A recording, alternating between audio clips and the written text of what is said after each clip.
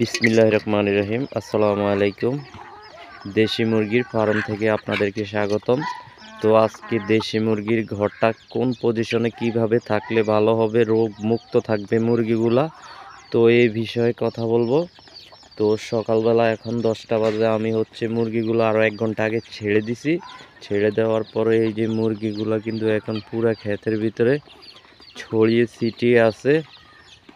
আর এই যে বাঁশ দেখতেছেন, প্রত্যেকটা বাঁশের উপরে আমি একটা এভাবে বালতি বেঁধে দিছি। আর এই যে এটার ভিতরে ডিম পাড়ে, আর সামনে আরও আছে, তো আমি দেখাচ্ছি।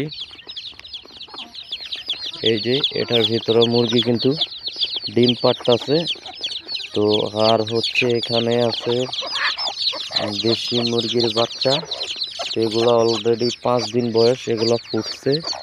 তো এগুলা 2টা মুরগি 40টা ডিম দিছিলাম, সবগুলোই ফুটছে। তো আর মানে টোটাল 3টে, এটা তেলের একটা টিন। তো এটা এখানে দিছি, যে এটার ভিতরে মুরগি কিন্তু ডিম পাড়ছে।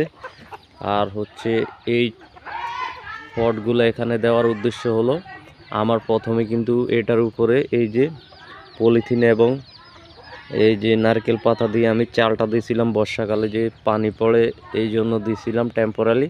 তো এগুলা কিন্তু টেম্পার শেষ, দেখেন যে কাগজগুলো কিন্তু সব নষ্ট হয়ে গেছে। এগুলা কিন্তু রৌদ্রের কারণে কাগজের টেম্পার শেষ হয়ে গেছে।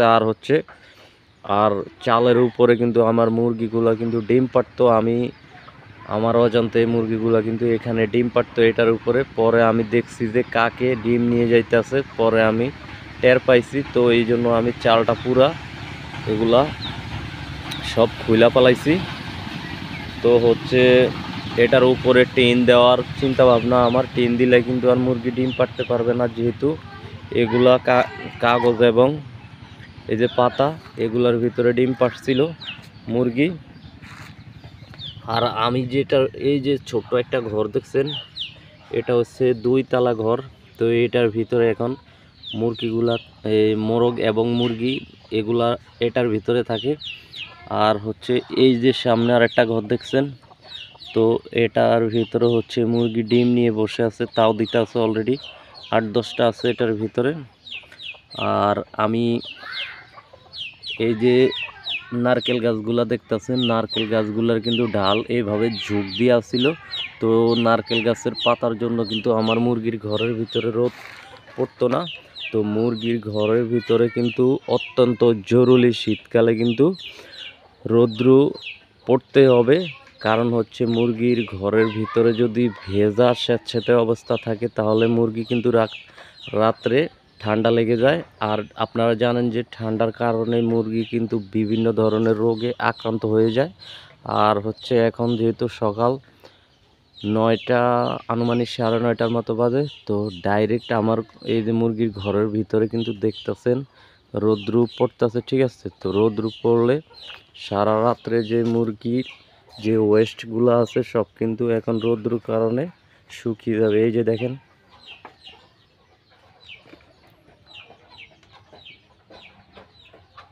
এটার ভিতরে কিন্তু অলরেডি ডাইরেক্ট রৌদ্র পড়তেছে, ভাইরাসও থাকবে না রৌদ্রের কারণে। তো আমি এই জন্য এই যে নারিকেল গাছের এই যে ডালগুলা কিন্তু 4-5টা কেটে দিছি, যেহেতু ডাইরেক্ট এই ঘরের ভিতরে রৌদ্র পড়ে, এগুলা বিকাল হইতে হইতে সব ভিতরে শুকিয়ে যাবে।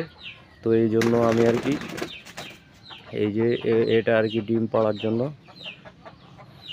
বাবাই করছে।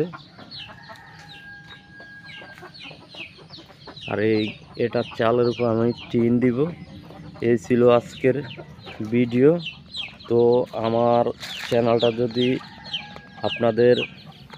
আমার চ্যানেলের ভিডিও যদি একটু আপনাদের উপকারে আসে, তাহলে আমার চ্যানেলটা সাবস্ক্রাইব করে আমার পাশে থাকবেন। আর আমার মুরগির এই যে ফার্মটা আমি অনেক বড় করার আমার ইচ্ছা। তো সবাই ভালো থাকবেন। আসসালামু আলাইকুম।